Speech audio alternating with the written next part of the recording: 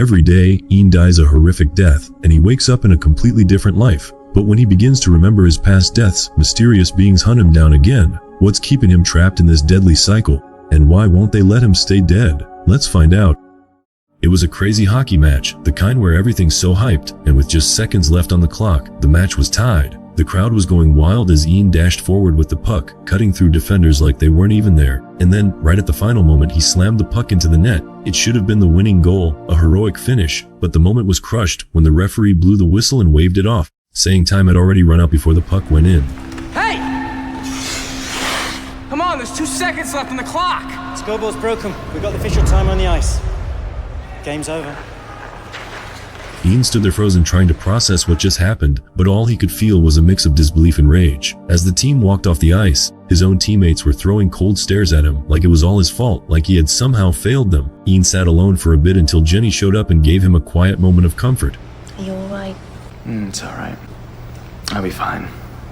He offered to drive her home, and the two of them finally left the stadium. As they drove through the rainy streets, Ian couldn't hold it anymore and started venting about everything. The missed goal, the frozen scoreboard, the way his team acted like he was the villain. Nothing felt real. Everything just seemed off. Jenny leaned in and started kissing him, like she was trying to pull him out of that storm in his head, and for a second it actually worked. But then her parents showed up at the window, so she quickly said goodbye and rushed inside, leaving Ian sitting there alone in the car with his thoughts spinning. As he pulled away from the house, something in the yard caught his eye. The old swing set was moving by itself back and forth. Even though there was no wind at all, it gave him a weird feeling, like something was just wrong. He kept driving, trying to shake off the chill crawling up his spine, but near the railroad tracks he slammed on the brakes. Someone was lying in the middle of the road. Rain pouring down like crazy, Ian jumped out of the car and ran toward the figure. He reached out and touched their shoulder, and the moment he did, the person jolted awake like they were coming back from the dead. Ian stumbled back and rushed to his car to call for help. But no matter how many times he tried, his phone couldn't get any signal at all. Frustrated, he looked up from the screen and realized the person was gone.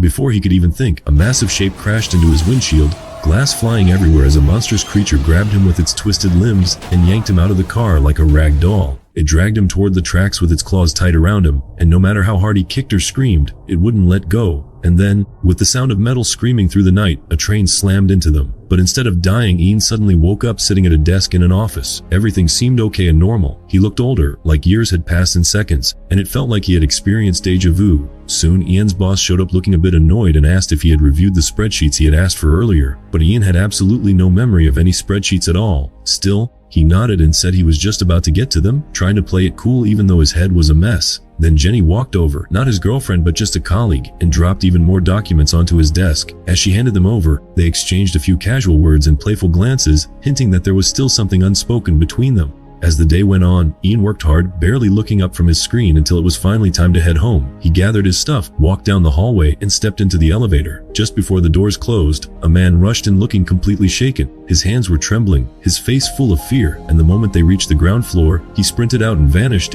Ian walked toward the exit but noticed the security guard staring at him in a weird way, like something was off. Once he stepped outside, he saw a small crowd forming near the street. The same man from the elevator had collapsed on the ground, and some people were kneeling next to him, thinking it might be a heart attack. Among the group, Ian spotted another man who was holding the collapsed man's hand, and something about this guy made Ian freeze. His hands had these strange dark veins running through them, and his face looked oddly familiar, though Ian couldn't immediately place it. The man looked right back at Ian with a cold expression, almost like he recognized him too. Ian said nothing and just kept walking, pretending he hadn't noticed anything strange. He finally got home feeling drained, poured himself a drink, and stared out the window. Across the street, in a neighboring building, he saw a strange shadow shaped like a person standing perfectly still near a window. Before he could get a better look, his wife Medea quietly snuck up behind him and startled him, and he jumped a little but tried to laugh it off. Later that night, they were together in bed, and after a moment of calm and comfort, Medea handed him a wristwatch as a gift, saying it might help him finally stop being late all the time. She mentioned a few features quickly, but could tell Ian wasn't really listening.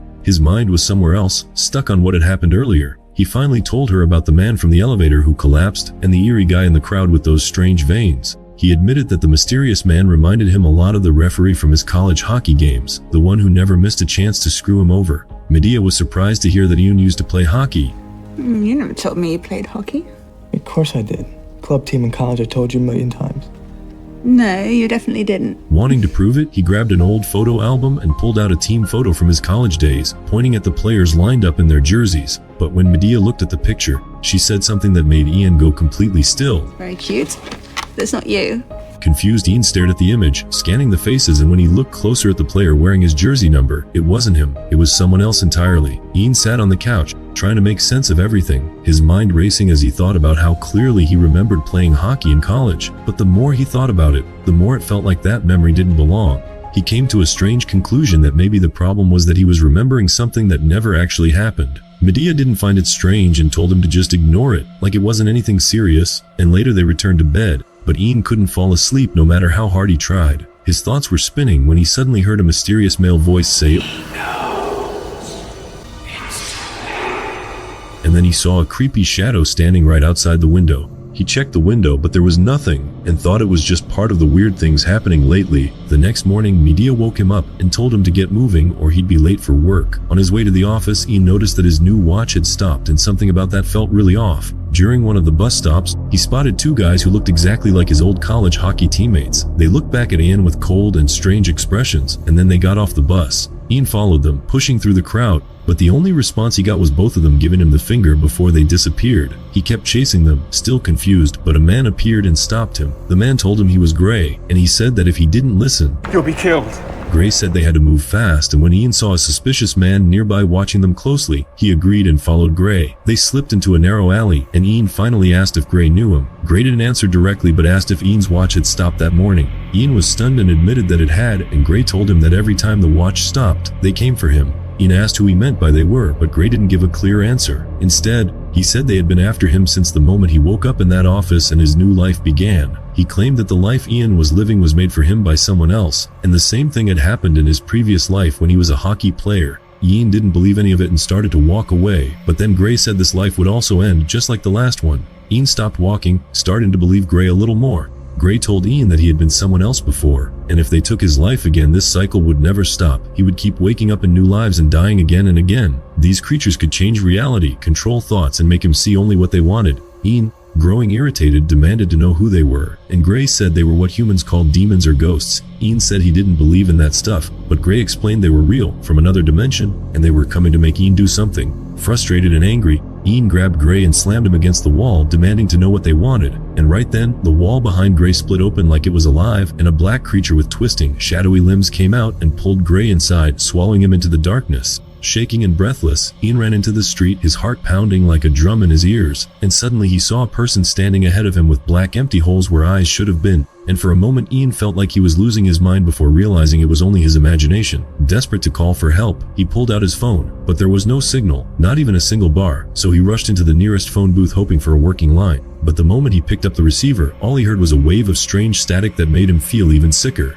Panicked, Ian burst out of the booth and sprinted home, taking the stairs two at a time until he shoved open the apartment door and slammed it shut behind him. He told Medea that something was after him and he didn't know what it was or how to stop it. Suddenly, from the basement below, strange and chilling sounds echoed through the building like something was crawling its way up the stairs. Ian locked the door in fear, trying to keep whatever it was out. Medea tried to calm him down and move closer like she wanted to comfort him, but in that same moment, blood sprayed across the door as Ian stood frozen and confused, only to realize he had been stabbed from behind. It was Medea. She had stabbed him with a long black claw, and just as the pain hit him, she kissed him with a twisted kind of sorrow and shoved him to the ground. Then she said it was his fault for remembering his past life, and before he could even react, she slashed his throat with one final strike. Ian's eyes opened again, and now he was behind the wheel of a moving car, barely dodging a truck as he swerved back onto the road. Everything was different. This time he was a taxi driver, and his next passenger sitting in the back seat was Jenny. She leaned forward to tell him to stay focused and not fall asleep, and Ian quickly apologized, realizing he had nearly crashed. Trying to stay awake, he started chatting with her. She told him she was heading to her parents' place for the weekend and sighed about the usual talks about marriage her family kept bringing up. Before long, Ian dropped Jenny off at her house. She offered to bring him a coffee since he clearly looked like he needed it. While waiting in the car, Ian spotted a strange man standing across the street watching too closely, and then he noticed a creepy shadow behind a window in the neighboring house. A second later, Jenny appeared at his window holding the coffee, and the sudden movement startled Ian. He got back into the car and looked down to see his watch had stopped again. That was all he needed to see. He grabbed the coffee from Jenny and drove off without saying anything more. Not long after, he saw Gray standing by the road waving at him. Ian hit the brakes hard, grabbed a wrench from the passenger seat just in case, and stepped out of the car. He walked toward Gray, something inside him saying he had met this man before, but the memory stayed foggy. Gray put his hands on Ian's shoulders and said he had to remember everything now or the creatures would return. And worse than that, Jenny was somehow the key to all of it and needed to be protected no matter what. Suddenly, flashes of Ian's old lives burst through his mind like lightning, memory after memory showing how Jenny had always been there, connected to him in every version of his life. Then, a loud sound came from behind him and Ian spun around with the wrench raised, but Gray was already gone. Across the street, Ian spotted a terrifying black creature perched on top of a building, its body twisting like smoke and shadows, and before he could even react, the thing lunged him, killing him instantly. And then Ian woke up again. This time he found himself sitting inside an employment agency, the sounds of typing and murmuring around him. His head throbbed and his mind was full of broken fragments from his past lives, but this time, he remembered just enough to know something was wrong again. Ian flipped through the papers scattered across the desk, hoping to find anything that made sense, anything that could explain what was happening to him. Just then, Jenny walked into the office and started helping him with his job search like nothing strange was going on, and they chatted about the interviews he had already gone through. But it didn't take long for her to notice that Ian was not fully there, his eyes distant, his hands trembling slightly, and something in him just off. She asked if he was okay, and Ian felt a wave of exhaustion hit him as he finally decided to tell her the truth. He told her that every single day he wakes up in a new place, a different life, a different version of himself, and that the only thing that never changes is her. No matter where he ends up, she is always there. Jenny stared at him, clearly not buying it, and asked if he had fallen back into old habits, thinking maybe he was using again after all those promises to stay clean. Ian tried to convince her he was not on anything, that he was serious and that something was after him, something dangerous, and he wasn't imagining any of it. Suddenly, everything around them froze. The second hand on the clock stopped ticking. The humming of the lights faded, and Ian knew what was coming before he even turned to look. Through the glass door, he saw one of the men from his past lives standing there. But this time he had a massive black claw. Ian's heart dropped. Without thinking, he bolted out of the office and ran to the elevator, praying it would get him out fast enough and that the creature wouldn't follow. But as the elevator dropped down, a huge black claw smashed through the ceiling, ripping open the metal like paper. Ian forced the doors open before the elevator hit bottom and scrambled into the hallway, running straight into Jenny, who had followed him in confusion and had no idea what was going on. He tried to explain to her that she was in danger too, that something was after both of them, but before he could get it all out, he saw more men from his old lives appearing, their faces twisted with something cold and cruel. He shouted for her to stay back and sprinted toward the stairwell. Panic took over as he raced down the stairs, bursting out into the parking lot where shadows with no faces chased after him. He didn't stop. He ran straight into the street and flagged down a taxi. He slammed the door behind him and told the driver to go, and for a moment he thought he had finally escaped. But before he could breathe, a sharp black claw tore through the roof of the taxi like it was nothing, and Ian didn't wait. He dove out of the car, only to get slammed by another vehicle speeding past. The impact threw him onto the ground and he couldn't move, every part of his body screaming with pain. Lying there on the cold asphalt, he looked up and saw Media walking toward him with the others, all of them from his past lives. She leaned over him and said they didn't have any other choice. Then one of them bent down and slit his throat. This time, Ian woke up in a filthy apartment, music blasting through the speakers and the heavy stink of old sweat and garbage all around him. His head was pounding. He looked around and realized he was now a junkie, lying on a dirty mattress, half dressed and disoriented. Someone knocked on the door, and he stumbled up to open it. Standing there was Jenny, this time as his neighbor, and she yelled at him to turn the music down. Ian tried to speak to explain, but she glanced at his arm and froze when she saw the syringe sticking out of a bruised, ruined vein. Without a word, she turned and walked back into her apartment. Ian stood there shaking and ripped the syringe from his wrist, staring at it like it didn't belong to him. Jenny was on the phone talking fast and annoyed, mentioning she might report Ian to the landlord. But even through her frustration, it was obvious she still cared for him. She ended the call, got ready to leave, and opened the door, only for Ian to burst into the apartment. Frantic and begging for help. Startled, Jenny rushed to the kitchen and grabbed a knife, holding it out in defense, unsure whether Ian was really himself anymore. But Ian, wild-eyed and shaking, began reminding her of things from their past lives, things he should have had no way of knowing. Before she could even respond, Ian suddenly doubled over in pain, clutching his stomach as the air grew still and heavy, and the ticking clock on the wall stopped dead. Jenny wanted to call for help, but Ian blocked her path and insisted she stay inside, warning her that if she left, they would both be caught. He urged her again and again to try and remember their other lives, repeating pieces of their shared history which felt like dreams buried under dust. Slowly, Jenny's expression began to change, her eyes losing some of their fear as tiny flashes of recognition seemed to flicker in her mind. Then everything fell apart. A huge black claw smashed through the front door, splinters flying everywhere, and a swarm of dark shadows slipped inside the apartment. Ian grabbed Jenny's hand and they dove out through the window, landing hard and scrambling toward the stairs. They ran down fast, crashing into the backyard only to find themselves surrounded. Shadows twisted around them, tall, silent, and full of hunger. With nowhere to run, Ian grabbed a shard of broken glass from the ground, holding it tightly like it was his last chance. But before he could fight, Medea appeared right behind him. She seized his arm and then wrapped her fingers around his throat, pinning him against the wall, her face full of cold fury like she had been waiting for this moment all along. Just when it looked like she was about to kill him again, Jenny stepped out of the shadows behind her and drove the kitchen knife deep into Medea's shoulder. The surprise attack worked. Medea seemed surprised as N gasped for air. Without waiting, the two of them ran as fast as they could, fleeing the backyard, slipping through the city until they found a subway entrance and dashed down into the tunnels below. Inside the subway station, Jenny found an old piece of cloth and wrapped it tightly around the bleeding gash on Ian's arm. As she tied the knot, she confessed something quietly, almost as if afraid to speak the words out loud. Since the moment Ian asked her to remember, she had started seeing flashes too, pieces of those old lives, the ones they had lived together over and over again. The train arrived with a low roar and they jumped on board, hoping the motion of the city would somehow keep the monsters at bay. As they sat side by side, Ian told her she should leave him before it was too late, that the monsters would only keep coming. But Jenny leaned closer, telling him she was staying until the end, no matter what. Jenny slowly leaned her head on Ian's shoulder and closed her eyes, resting for a moment in the calmness. Out of nowhere, Gray appeared beside Ian again, silent and calm like he had always been part of the train. But this time Ian looked closely and saw something he hadn't noticed before. Gray was different now. Something was off in his face and his eyes, and suddenly Ian realized the truth. Gray was one of them. He was one of the creatures. But instead of attacking, Gray started to talk. He said they were called harvesters, beings that live forever, creatures that survive by feeding on human fear. At the next station, when an old man stepped into the train looking calm and harmless, Gray transformed right in front of Ian. His skin warped, his features twisted into something monstrous, and in a flash, the old man's face turned pale with horror as Gray sucked the energy off of him. He ran off the train in complete terror, and just like that, Gray returned to normal, his body looking stronger, fresher, like he had just had a feast. Gray turned to Ian and explained that ordinary fear used to be enough for their kind, just the usual fright that people feel in daily life. But over time, that wasn't satisfying anymore. Now many of them hunt for stronger emotions, especially the fear that explodes right before someone dies in a violent and unexpected way. That kind of fear is rare and powerful, and the harvesters crave it more than anything. They have changed over time, becoming predators instead of parasites, killing more and more just to feel that high again. Ian finally asked the question that had been burning in him. He wanted to know why the harvesters were so obsessed with him, why they kept chasing him, dragging him from one life to another without ever stopping. Gray looked at him carefully and then revealed the truth. Why the hell are these things coming after me? You hurt them. You did something to them, and they won't let you remember until they can work out how to bring you back into the fold. Or destroy you. You were the most powerful one. They can't kill you, but together they have the power to move you from life to life every day.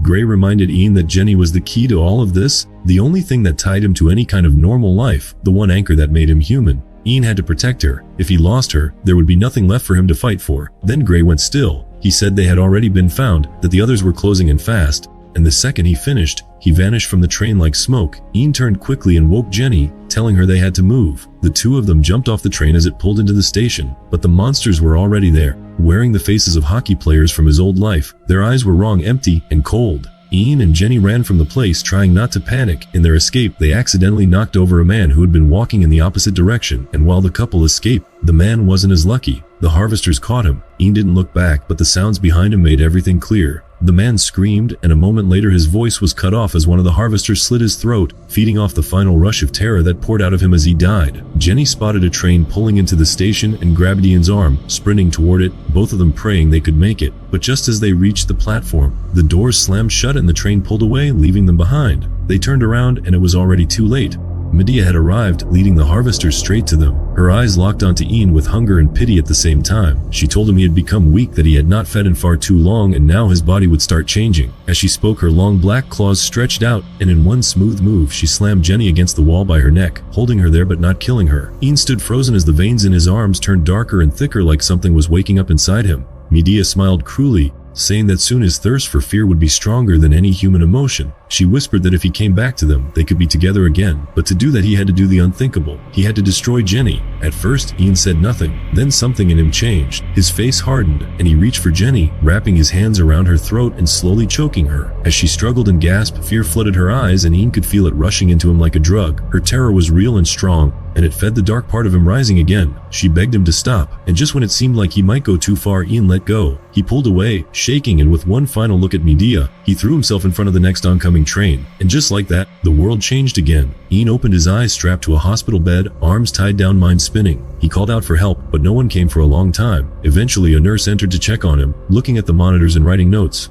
But from her point of view, Ian wasn't moving or speaking at all. To her, he was deep in a coma, just another patient in a long hallway of lost souls. She checked his vitals, made sure nothing had changed, and then left the room. The second the door clicked shut, Medea appeared. She stood beside him calm and cold and told him that unless he fed, he would keep starving. The other harvesters had to take his life again and again just to erase the pieces of truth that kept slipping through. They needed to keep him forgetting what he did to them, because he had done something no other harvester ever could. He had killed one of their own. She demanded that he confess how he did it, but Ian didn't know, so they decided to dig the answer out of him another way. They wheeled him into an operating room where the real horror began. One after another, they tortured him in ways that bent the line between body and mind, trying to rip the memory from his soul. Medea explained that they could not destroy him, but they also would never let him go, not while he remained a danger to all of them. She promised they would keep tearing him apart until he told them what they needed to know. One final injection knocked him out cold. Later, Anne woke up in a hospital ward, weak but conscious, and across from him lay a small child in another bed. Before he could think, Medea appeared again. She told him it was time to feed or grow weaker until he vanished. Ian refused to harm the child, but the other harvesters did not wait. They changed into horrible shapes and filled the room with nightmares. The boy screamed in terror as they circled his bed. Nurses and doctors came rushing in,